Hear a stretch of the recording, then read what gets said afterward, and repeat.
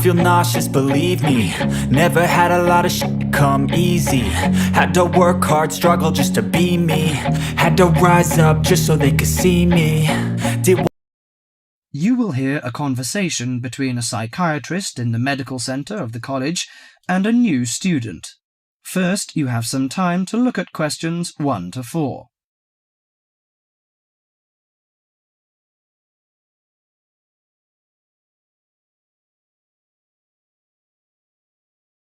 Now listen carefully to the conversation and answer questions 1 to 4. Hello, sit down, please. Thank you. Now, you are a new patient, aren't you? Yes, that's right. Okay, so I'd better get some basic details down first. Right, we'll start with your name. Martin Hansen. Do you spell that S-O-N or S-E-N? Hansen. Okay, and you're a first-year student? Yes, I am. Study in? Electronics, actually. I hope you enjoy it. Thanks. And your address? 2805 Hesperian Avenue, Hayward. 2805 and Hesperian. Yes, that's Hesperian. Hayward, Hayward. And your phone number? 734-246-55. 734-26455. No, you got the 6 and the 4 the wrong way round. It's 24655. Huh? Sorry, right. And, when were you born? The 15th of June, 1986. Here in New Zealand? No, I was born in Sydney.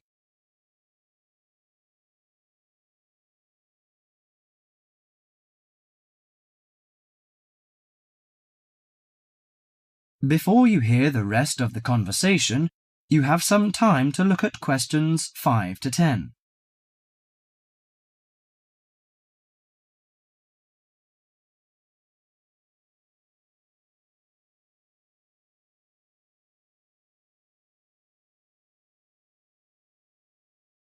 Now listen to the conversation and answer questions 5 to 10. Good. So, what's your problem? Well, frankly, I wonder whether it is a problem. I get the blues, and it lasts for quite a while. I don't know how to... Yes, we all feel sad or get the blues now and again.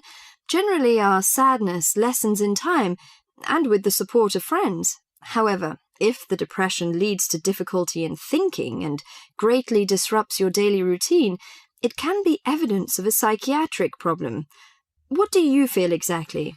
I always feel sad and worthless. I find it hard to fall asleep and wake up early in the morning. How long has it lasted? Nearly half a month. Do you feel fatigue or loss of energy? Or you may have lost interest or pleasure in usual activities? Yes, sometimes. At first I thought I could overcome it by myself, but I failed, and I'm so glad that you came here. It seems that you are suffering mild depression from your symptoms. Depression? Yes, I feel depressed sometimes. But why would I... Depression may occur as a result of biochemical changes in the body. Alcohol, amphetamines, cocaine, and LSD can bring on depression. Those who have a family history of depression usually have a greater risk of depression. Sometimes the worrying changes in life can lead to depression. I see. I had a really bad breakup of a love relationship. It makes me feel hopeless. Do you think I need some treatment? Yes. Antidepressant medications are often used to treat depression, if it is serious. But I don't suggest them at first because of the side effects. I suggest psychotherapy, which can give you support and help you regain control. So do I need to come here every day? No, I will arrange counselling sessions for you, which will last 12 to 20 weeks. You come here once or twice each week. The psychotherapy is directed at helping you gain insight and understanding about events in your life, which may have contributed to your depression. With growing insight, you can often learn more effective ways of coping with your feelings and changing your behaviour. What can I do to take care of myself? Well, at first you should do some physical exercises on a regular basis, at least 3 times a week. How is your food? Do you eat well? Yes, I think so. I eat at my homestay family. Good. Find a hobby or a positive recreational activity to participate in once or twice a week. I know it's difficult for you, though. When you feel it's hard to overcome the depression, come to the counselling session. Remember, ask for help if the load is too heavy to handle. Yes, I'll try. So, when will my counselling session begin? I'm going to arrange that for you. That is the end of part 1. You now have half a minute to check your answers.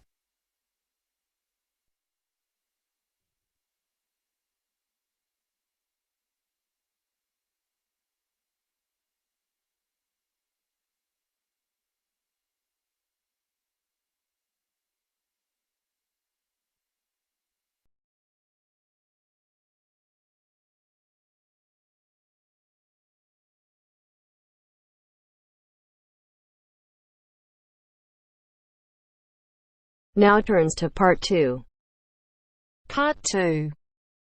You are going to hear a conversation between a student and a driving instructor. First, look at questions 11 to 14.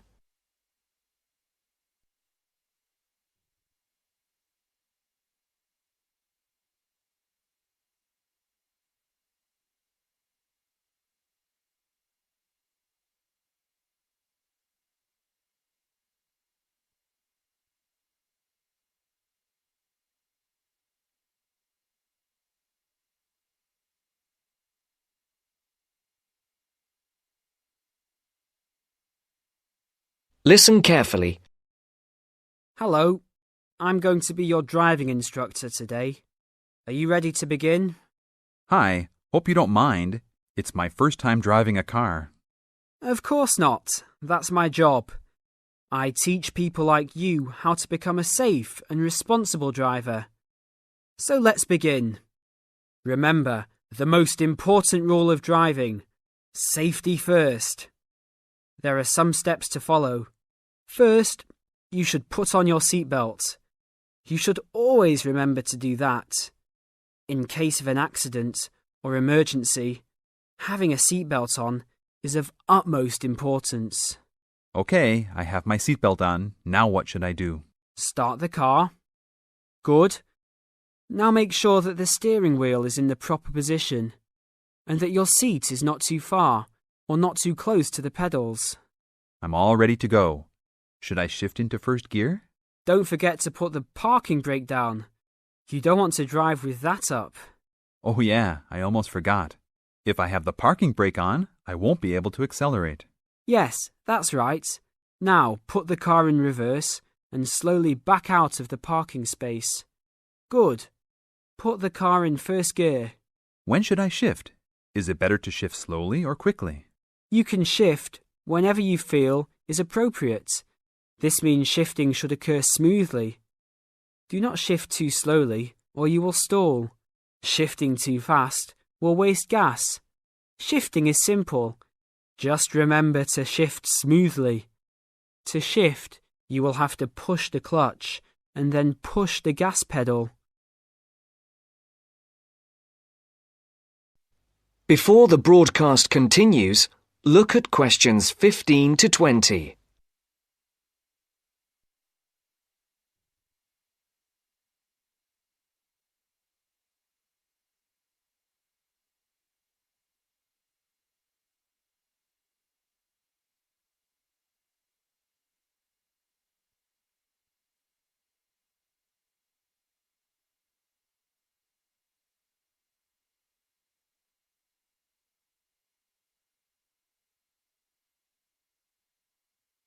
You will now listen to the second part of the talk.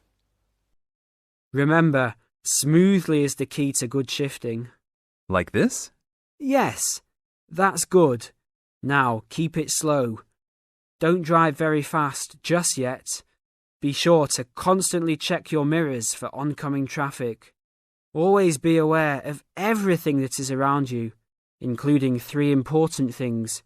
Remember these 3: people crossing the streets, other cars, and bicycles riding next to you. What should I do if I see a yellow light? Well, It's always better to brake instead of trying to run it. But if you're travelling at a speed where it's impossible to stop in time, then you should try to make it across the intersection. But remember, you should always try to stop. It's the safest way to avoid an accident. Even if I have to brake very suddenly? Yes, even if you have to brake suddenly. What about if a driver behind me is going a lot faster than I am? You should always be ready to move to a slower lane if a driver behind you is forcing you to go faster than you are comfortable with. Never try to speed up to accommodate a faster driver. You could risk an accident or a speeding ticket. It's better to let him go. That sounds like good advice. Be careful. There is a sharp turn up ahead. Remember to brake before turns. Otherwise, you might flip over if your speed is too high going into a turn. Got it. I know that I should always try to observe all traffic safety. That's right. If safety is not your first priority, it will make driving very dangerous for you and other drivers on the road. Okay, park the car here. You did a great job today for your first day. I'll see you in 3 days. Thanks so much. I will see you then.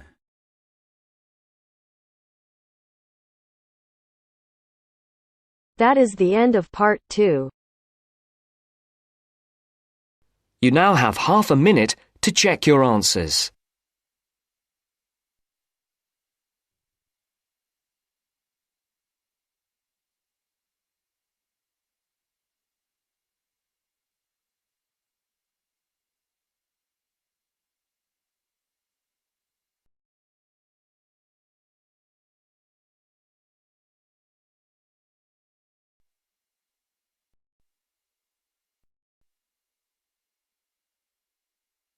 Now turns to part 3. Part 3. You will now hear a radio talk on agricultural regulations. First, you have some time to look at questions 21 to 25.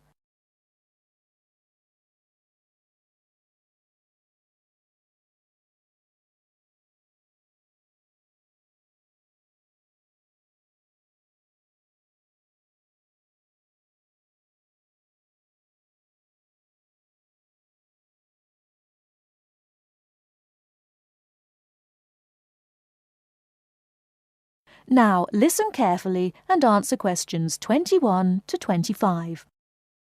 Could there be clearer proof of the arrogance and indifference of those who are supposed to keep our food safe than the muzzling of John Verrill? Agriculture is a business, true, and businesses have to make money. But this shows how ministers and officials put the profits of the agriculture business before the well-being of the British people. Mr. Verrill, a pharmaceutical chemist, was appointed to represent consumers on one of the many committees that advise the government on food safety. When he tried to do his job, though, and wanted to warn ministers of a danger to children's health, he was refused permission to do so. The danger comes from hormones given to cattle in the USA and some other countries to make them grow faster. They speed up the animal's development to maturity, thus making meat production more profitable. There have, however, long been fears that the hormones have horrendous effects on the people who eat them, causing diseases as serious as cancer. Once these hormones were used on British cattle too, but over 20 years ago they were banned in Europe for being too dangerous. Indeed, so concerned is the European Union that it banned imports of hormone-fed beef years ago, much to the fury of the US government, which wants to sell it all over the world. Several years ago, the USA and Canada asked the World Trade Organization to declare the ban illegal and to punish Europe for failing to lift it. The WTO, with its long record of refusing to let environmental or safety concerns interfere with trade, agreed, imposing fines of more than $120 million a year on the EU for its refusal to back down.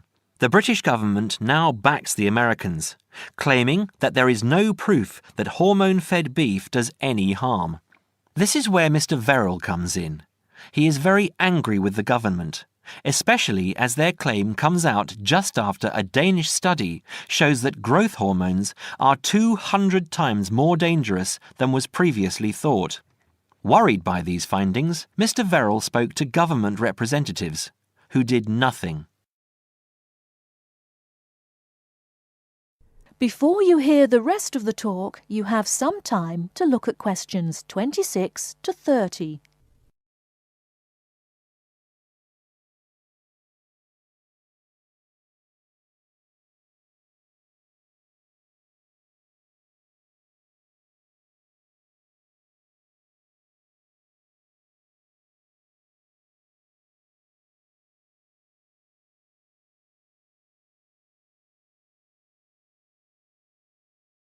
Now listen and answer questions 26 to 30.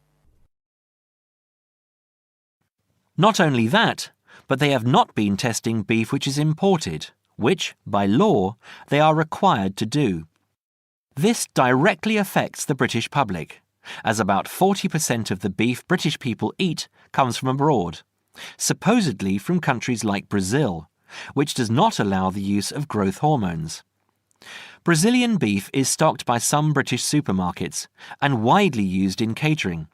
Yet, when a Brazilian farm was recently visited by EU inspectors, a large stockpile of this banned substance was found. This is not the first food scandal we have had in our country. Take the present concern over a well-known chocolate company. Several months ago, the company found out that its sweets were contaminated with a rare form of salmonella, but they did nothing about it, leaving their sweets in the shops to be bought by the unsuspecting public. It was not until 5 months later, when several children had suffered food poisoning, that the chocolate bars were removed from the shelves. It makes you wonder how many other dangerous foods have been allowed onto our plates. That is the end of part 3. You now have half a minute to check your answers.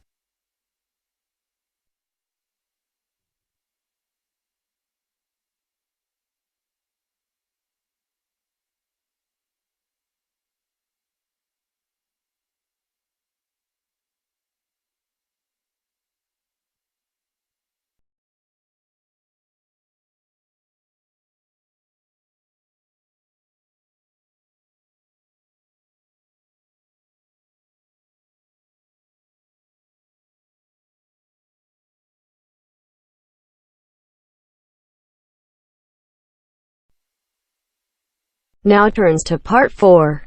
Part 4. You're going to listen to a talk about tea in the UK. First, you have some time to look at questions 31 to 40.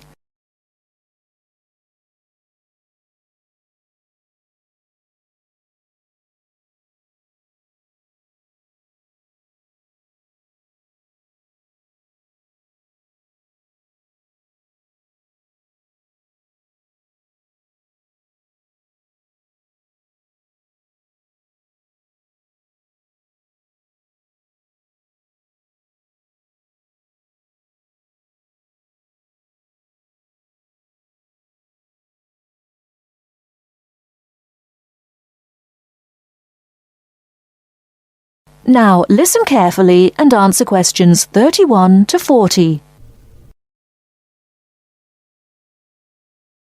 During the 1930s, there was a popular song which had the title "Everything Stops for Tea," and to millions of British people, a restful cuppa is still an ideal way to relax for a few minutes from the rigours of the day. The English custom of drinking tea has its roots in the 17th and 18th centuries. When first imported to Britain, the exotic cha, or cha, as the Chinese tea was variously called, was considered a man's drink to be enjoyed with colleagues at London coffee shops. These were popular meeting places for many walks of life: politicians, lawyers, poets, actors, and writers. Many London clubs began in this manner, and the famous Lloyd's Insurance underwriters started out as Lloyd's Coffee House. In 1706, the first coffee house that offered tea was Tom's Coffee House, owned by Thomas Twining. He realized that he needed to introduce an added attraction to compete with the many other coffee houses in London, and tea was rare, exotic, and extremely expensive. With these credentials, tea became an exclusive drink and enabled Twining to open a tea shop under the sign of the Golden Lion in the Strand. By the 18th century, the ladies of the more affluent classes were going China mad, using tea as an excuse for displaying their extravagant purchases of Chinese porcelain and Dresden tea sets.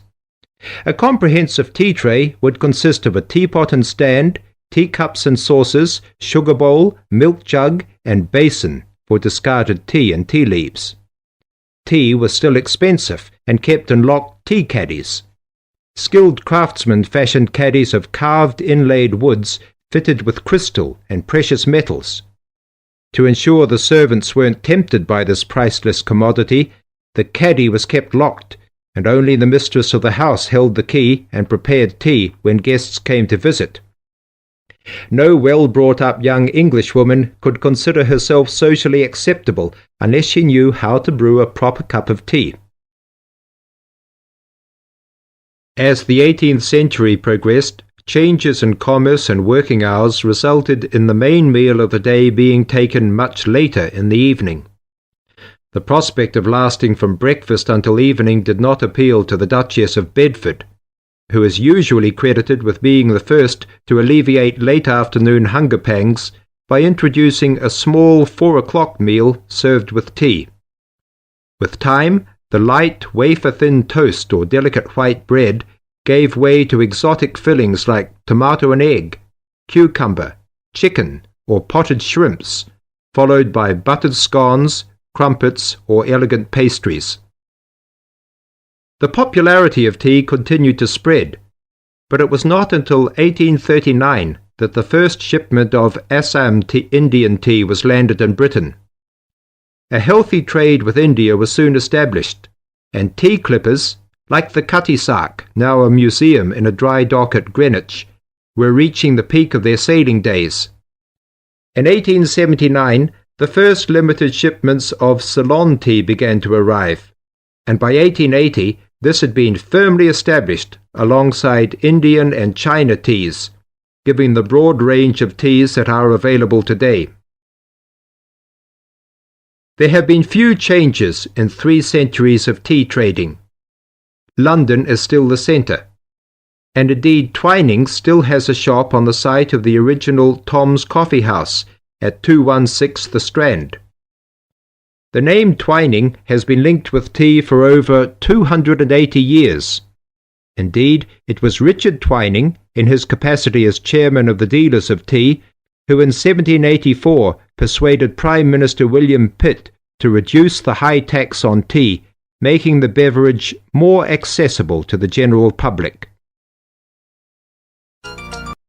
That is the end of part 4.